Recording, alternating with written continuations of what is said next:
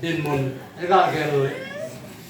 kum som kum la nga zuwa chelai gam sunga sino hung sunga hin hichelam mama achu kum kiting hele mitam pi hi lo diu long ta san riêng tan ke ho jong bi chapang ke wang ki pen son riêng de tam ti yong cha ga gel riêng lung hel na ta khat long min chúng om Christian Church bung mi te thu sim ki su na hi ve pathin ni chen na thu sim su no hi na pan la dan ho jo siu kyon thu chin pu ve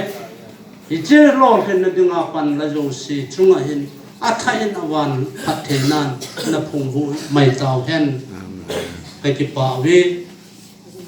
ki pa thu ra na to goma sei ki na in